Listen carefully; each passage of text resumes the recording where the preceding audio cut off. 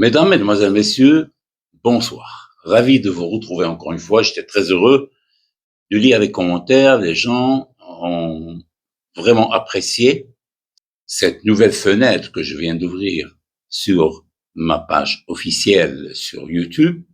Et l'auditoire francophone m'avait toujours intéressé, étant donné que moi-même je suis francophone. J'avais commencé ma carrière professionnelle dans la presse écrite en français, avant de me convertir en arabe et de passer à la radio en arabe, puis en français, et puis finalement, toute la carrière, je l'ai faite en langue arabe, et ça me manquait. Ça me manquait le fait de parler en français, surtout quand j'étais en Italie, où mon entourage professionnel parlait anglais, et on avait une petite communauté ou un petit groupe qui insistait sur le fait qu'on doit parler français pour ne pas oublier la langue.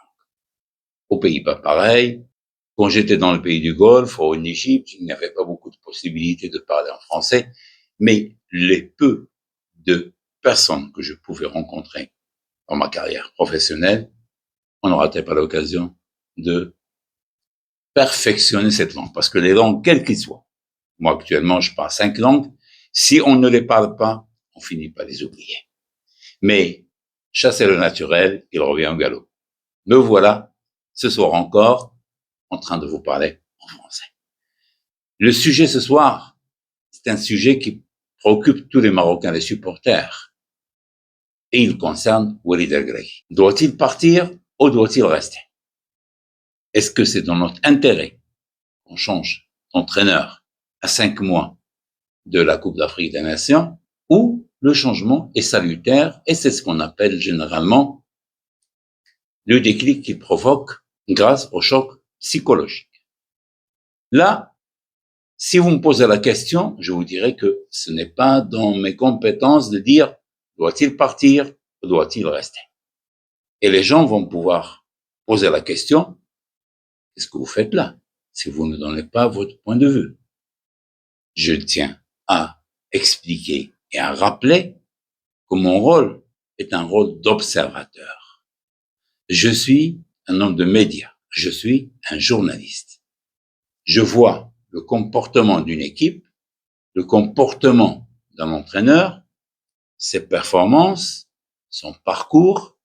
Je donne mon point de vue sur certaines choses qu'il doit améliorer, qu'il doit corriger, mais il n'est pas dans mon ressort de le remercier ou de réclamer son départ. Et là, j'ouvre la parenthèse pour rappeler un fait. Les gens ont tendance à croire que moi je demande le départ de Walid Regragui ou je demande son éviction. Absolument pas. Toutes les émissions que j'ai faites en langue arabe, j'avais mis l'accent sur les lacunes, sur les choses qui manquent à cette équipe du Maroc, sur le comportement d'un entraîneur, plutôt l'action de l'entraîneur, qui, au lieu de faire valoir les critères mondialement reconnus pour appeler des joueurs et les sélectionner, avait tendance d'aimer certains joueurs. Il avait d'ailleurs expliqué bien clairement. Il disait que moi, j'aime tel joueur ou j'ai confiance en tel joueur, même s'il manque de compétition, terriblement de compétition. Parce que pour appeler un joueur qui a 105 minutes pour le faire jouer en Coupe d'Afrique et qui se blesse juste au moment où tu le mets titulaire, alors qu'il manque de compétition et qui n'arrive plus à jouer pendant une année, ça n'a aucune explication que l'amour que porte un entraîneur à l'égard d'un joueur. Il le explique d'ailleurs bien clairement. C'est des joueurs que je connais, en qui j'ai confiance. Là, c'était les reproches qu'on lui faisait souvent. Mais moi, personnellement, je n'ai jamais demandé ni à Fawzi Rja, ni à la personne qui pourrait être derrière cette protection dont jouit Walid Regragui, de faire pression pour qu'il parte. Ce que j'avais demandé par contre. Et là, on doit l'expliquer clairement. C'est qu'il respecte ses engagements. Quand un homme dans la vie de tous les jours promet quelque chose, la promesse devient un dû. C'est-à-dire, il doit l'accomplir ou s'excuser de ne pas l'avoir honoré à temps. On n'a pas besoin de nous expliquer pourquoi, mais juste le fait qu'il reconnaisse qu'il était incapable de tenir sa promesse, ça suffit. Or, la promesse, vous la connaissez. La promesse, c'est de partir si l'équipe du Maroc n'arrive pas au stade des demi-finales en Coupe d'Afrique, en Côte d'Ivoire. On a attendu, mais il ne l'a pas fait. Et c'est là où j'ai fait quelques émissions en disant, un entraîneur, quand il promet quelque chose, il la tient. Il n'y a personne qui a mis de la pression sur Walid Regragui. Il s'est mis de la pression lui-même.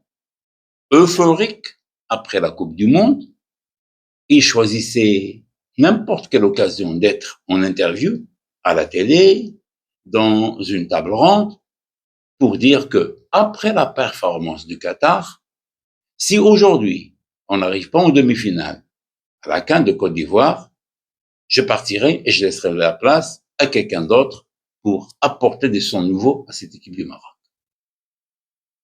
Ça, c'est la seule réclamation que je lui ai faite. Et c'est une réclamation légitime. Personne ne l'a poussé à faire cette promesse. Et quand on fait des promesses, on doit les assumer.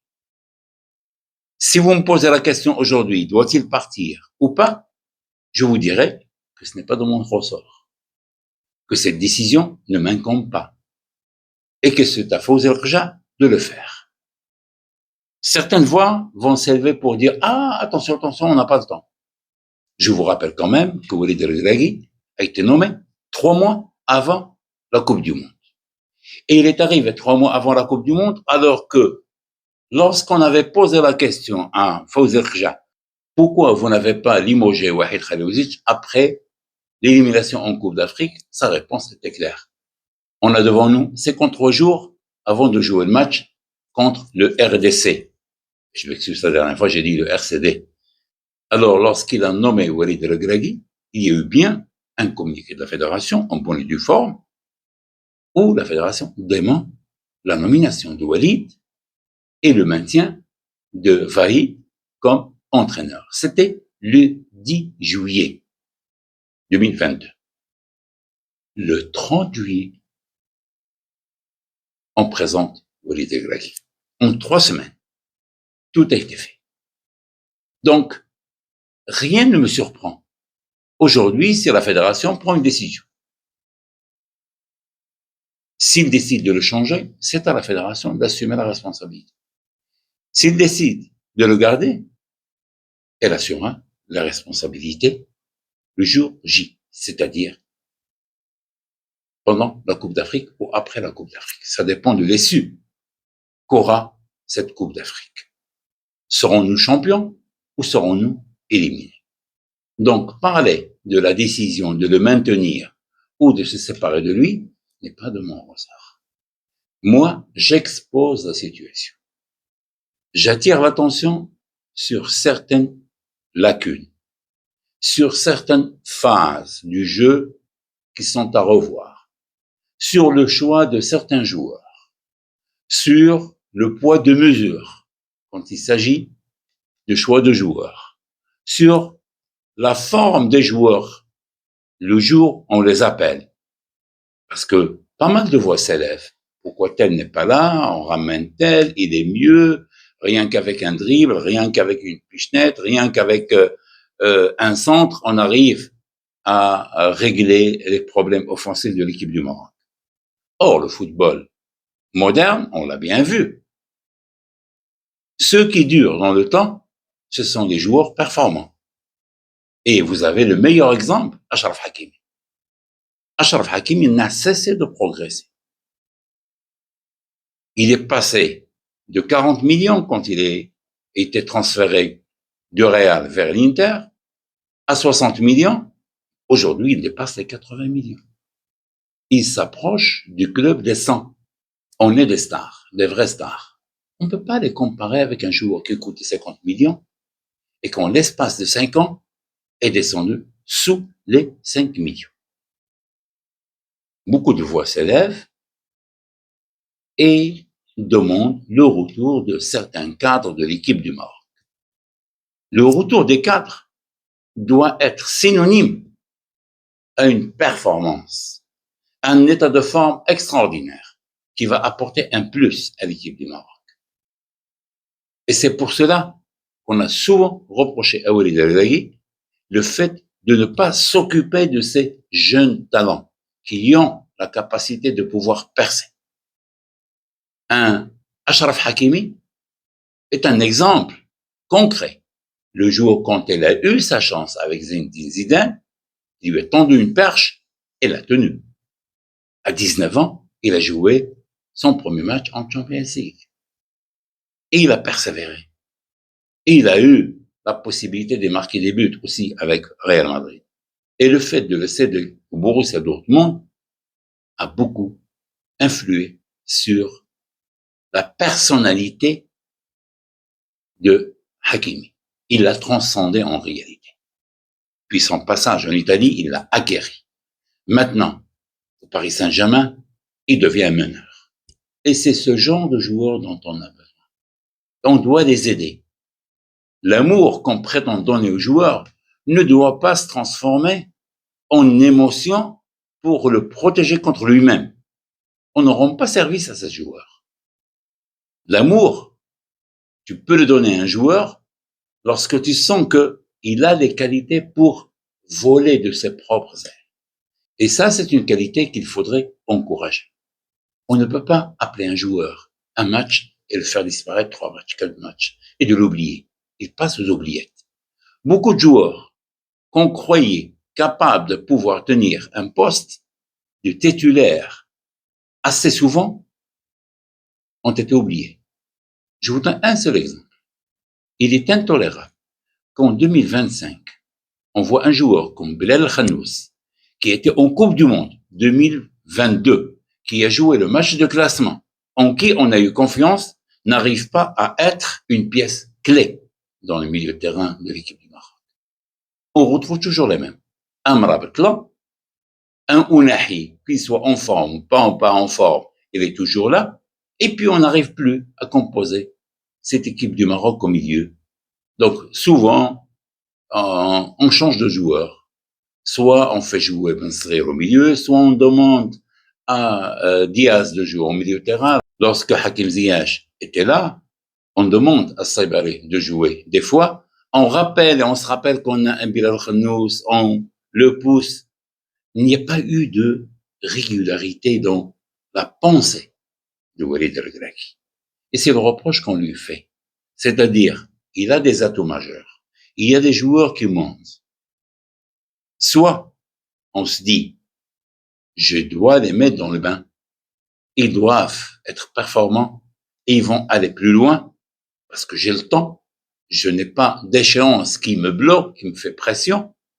Soit ces joueurs ne vont pas être à la hauteur de mes attentes et dans ce cas-là, je trouverai d'autres solutions.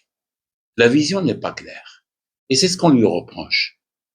Et je dirais encore une fois, ce n'est pas à la presse de dire c'est le moment de partir ou c'est le moment de rester.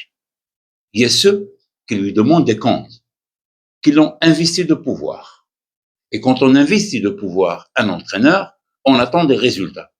Et on attend non seulement des résultats, une courbe de progression. Et malheureusement, cette courbe de progression footballistique au niveau de la qualité du jeu n'a pas évolué. On ne la voit pas, on la parle pas, on la saisit pas. Ce que nous avons, c'est une série de résultats devant des sélections qui sont à la portée et qui finalement peuvent constituer l'arbre qui cache la forêt.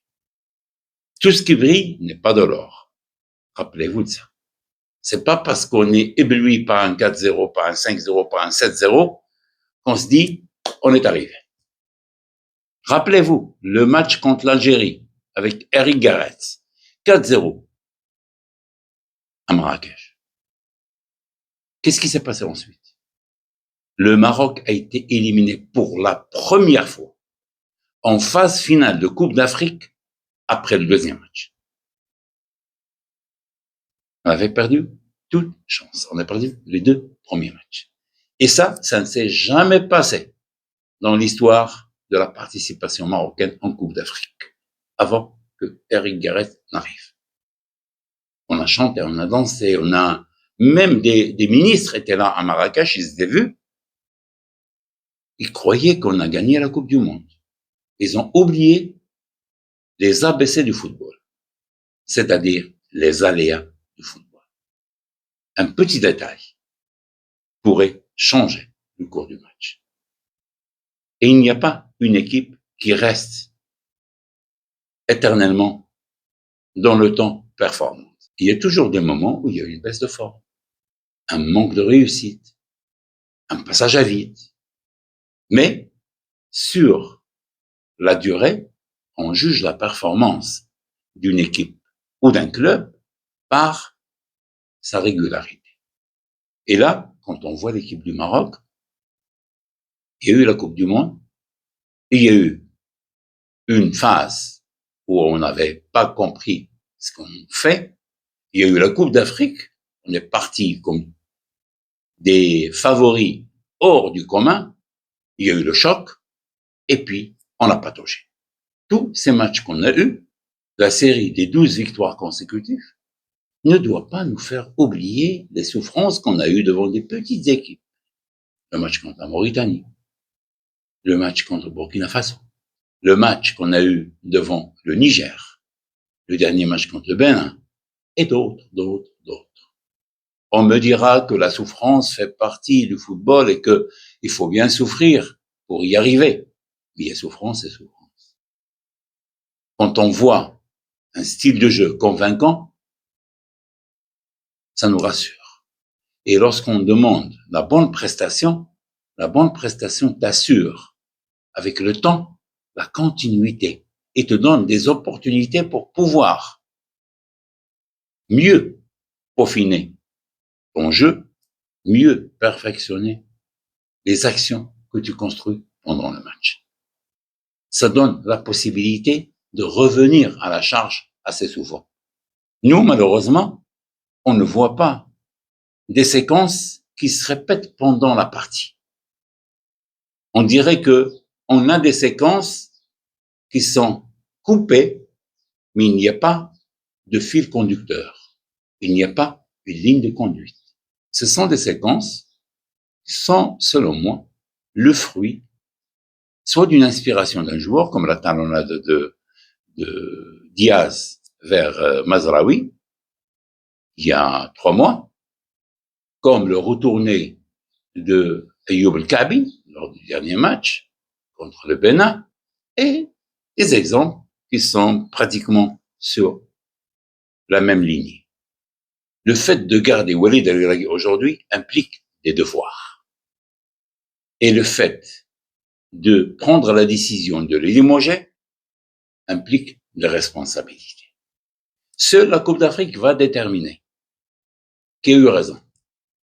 Celui qui avait décidé de le limoger ou celui qui avait décidé de le garder. Pour l'instant, il est là. Il va jouir de ses vacances, il va voir les matchs qui nous intéressent tous, la Coupe du Monde des clubs, et on espère qu'il soit inspiré et qu'il arrive avec des solutions qui nous feront plaisir le mois de septembre, parce que les championnats vont reprendre et les joueurs seront motivés, sûrement, à coup sûr, être convaincants et être dans la liste des heureux élus pour la CAN 2025. À bientôt.